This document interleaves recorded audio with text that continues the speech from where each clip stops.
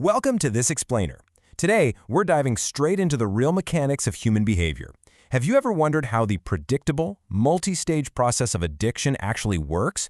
Well, we're going to break down a pretty fascinating clinical roadmap to understand exactly how people get caught up in these destructive loops and, honestly, more importantly, how they manage to get out. So, let's just jump right in and ask a really fundamental question about human nature. Why in the world do we repeatedly fall into cycles of self-sabotage? Seriously, why do we keep going back to actions or substances or just everyday behaviors that we logically know are hurting us? To really get that, we have to look way past the surface symptoms and literally examine the anatomy of a downward spiral.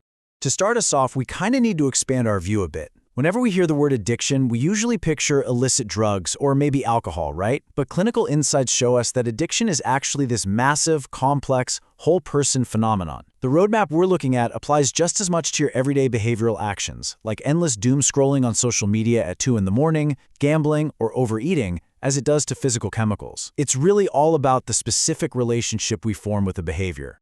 We're going to trace this exact journey through 5 stages, based on the clinical insights of retired psychologist Lane Lassiter. We'll hit the roots of vulnerability, finding the catalyst, the downward spiral, the chronic reality, and finally, breaking the addictive cycle. Okay, Section 1, the roots of vulnerability, environmental limits. Now, what's really cool about this overview is that it maps out the whole journey. But for right now, let's just zero in on those first 3 columns over on the left. Environmental limitations, painful emotions, and individually predisposing variables.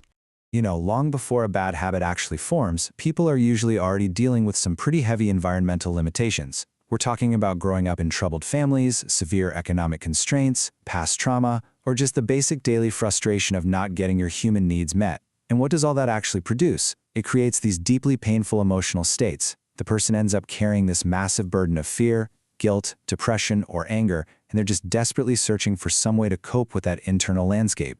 Now pile predisposing variables right on top of those painful emotions.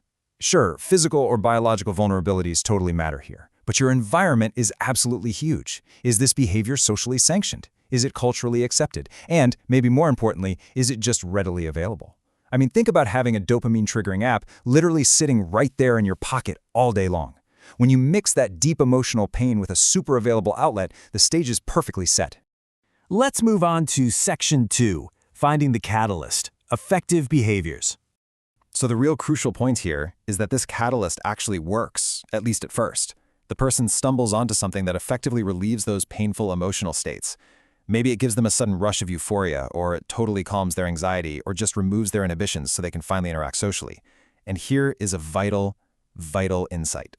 Even for someone who doesn't have any prior trauma at all, discovering these powerful effects can act as a literal trapdoor right into the addictive process. Which brings us to Section 3, the downward spiral, person/behavior trap. Because that chemical or behavior is dishing out immediate or even intermittent rewards and giving them a break from all that negative stuff, the person naturally turns to it more and more. And we aren't talking about a handful of times here. This action gets repeated hundreds or literally thousands of times. And since that reinforcement is intermittent, it's a bit unpredictable, it actually creates the absolute most durable kind of habit learning possible in the human brain. And this right here perfectly illustrates the loop. The relief they're getting, it's entirely temporary. With every single repetition, the person is either postponing or just totally avoiding taking any real action on their actual reality problems and that underlying emotional pain. So what happens?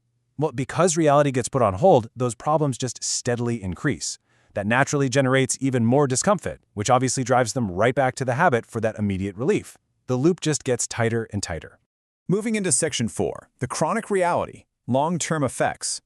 What initially starts out as just this sort of internal guilt over neglecting responsibilities eventually snowballs into a full-blown crisis. In the long term, the person starts feeling this massive conflict between their addictive actions and their actual core values, which drastically tanks their self-worth. They stop doing what they need to do, the addiction takes priority over everything else, and that predictably fractures their relationships at work and at home. Then, the chronic effects really set in.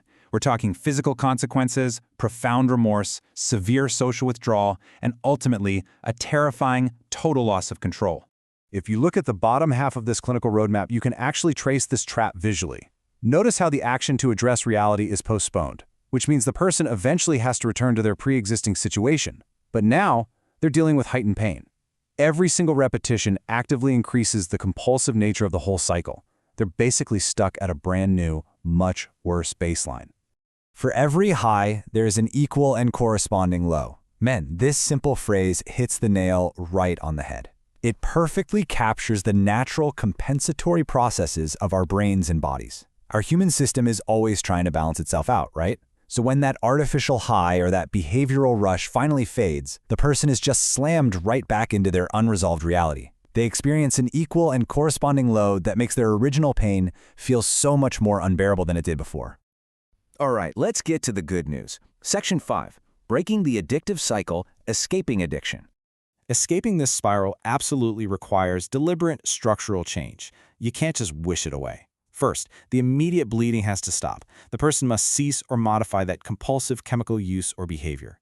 Second, and yet this is almost always the hardest part, they actually have to endure and resolve those underlying reality issues and painful emotional states, and they really need a solid support system to do it. Third, they've got to substitute new, adaptive behavioral strategies that are specifically tailored to the real-world problems they're actually facing. Back in 1983, Dr. David Smith noted that addiction is essentially established with the loss of control and continued use despite adverse consequences. When you think about it that way, you see exactly why substitution is the ultimate antidote. You can't just rip away a coping mechanism someone has relied on thousands of times and leave them with nothing. You absolutely have to replace it with a strategy that actually addresses their reality so they can finally regain that control. As we wrap up this explainer, I really want to leave you with this thought. Whether you're dealing with a major clinical addiction or just an everyday habit of self-sabotage, like endless scrolling or constantly avoiding difficult conversations, the actual mechanics under the hood are incredibly similar. So take a quick second today to reflect on your own daily loops. What realities are you currently postponing? And more importantly, what specific, healthy, adaptive habit can you consciously substitute today to finally reclaim your reality?